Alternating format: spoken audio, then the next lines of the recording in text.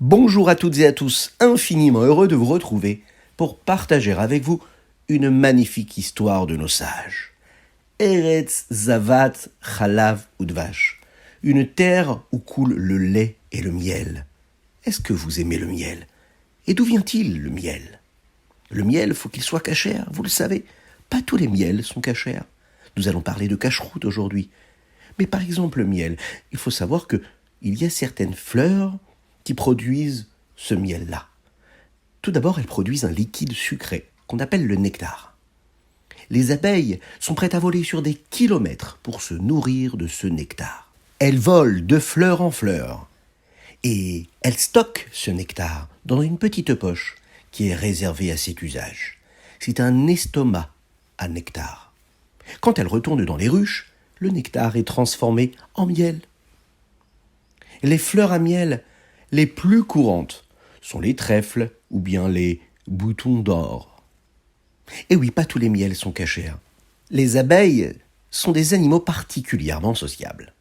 Elles habitent ensemble dans les colonies qui peuvent compter jusqu'à 50 000 ou 60 000 individus. Vous imaginez? Elles s'installent dans de grandes ruches qu'elles bâtissent souvent dans des troncs d'arbres creux ou des grottes. À l'intérieur de la ruche, les abeilles bâtissent des milliers de cellules à 6 côtés, qui forment comme un rayon. Les cellules sont utilisées pour stocker le miel et le pollen, et pour que la reine puisse y pondre ses milliers d'œufs. Une colonie d'abeilles peut produire jusqu'à 500 kilos de miel par an. La majeure partie est utilisée par les abeilles elles-mêmes, et puis il reste quelques kilos pour l'apiculteur. Vous savez, le propriétaire de la ruche, qui lui va revendre ensuite ce miel-là. Ah bien, le miel on peut l'acheter partout, hein. On peut l'acheter à l'état naturel, dans son emballage de cire. En général, les extracteurs de miel sont utilisés pour faire tourner à grande vitesse les rayons et forcer ainsi le miel à s'en détacher. Il se verse alors facilement dans des jarres pour y être conservé. Si on le laisse ainsi, le miel durcit et des cristaux de sucre se forment. Vous l'avez déjà remarqué, parfois dans les pots de miel, il y a des petits morceaux. C'est donc ces cristaux de miel qui se sont durcis. Le miel est très bon pour la santé.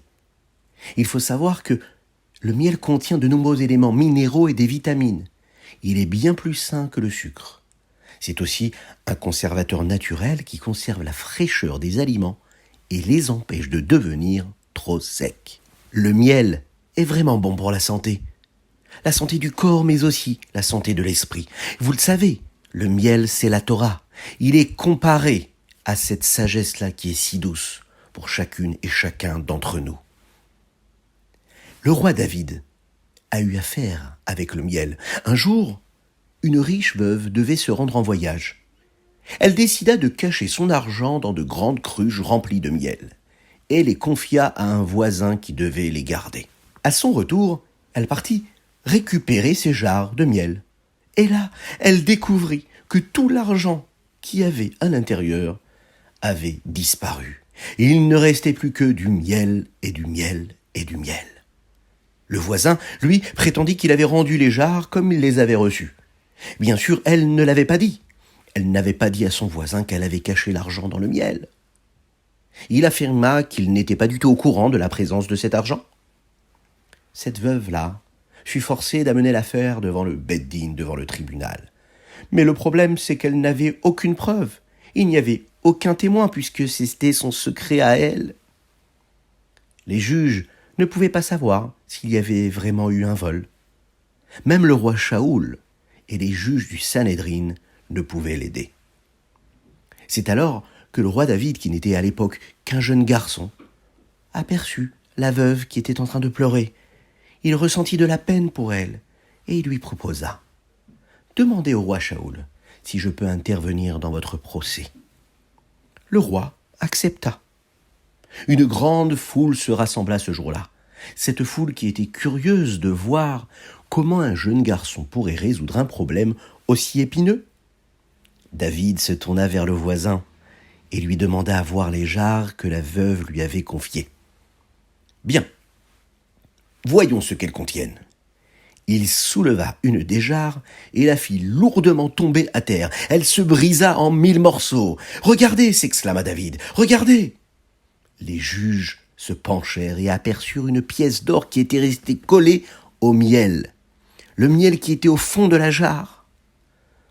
Tous ont pu constater alors que la veuve avait raison. Le méchant voisin, lui, fut condamné à rendre l'argent. Et ce jour-là, on put se rendre compte de la sagesse extraordinaire de David, de ce petit jeune David, qui va un jour devenir David Ameller, le roi David, qui va ensuite nous offrir les Teilim, les psaumes. David, qui était extraordinairement intelligent, un jour va devenir David Ameller, celui qui dirigera le peuple juif, le peuple d'Israël. Une dédicace toute spéciale aujourd'hui pour Nathan Ben Shimol, qui aujourd'hui célèbre son anniversaire. On te souhaite plein de bonnes choses, une réussite matérielle et spirituelle, la bénédiction d'Akadosh Baruch Hu, de Dieu dans tous les domaines, que tes proches, que tes parents, tes frères et sœurs puissent être fiers de toi, et que tu sois une source de satisfaction pour Akadosh Baruch Hu.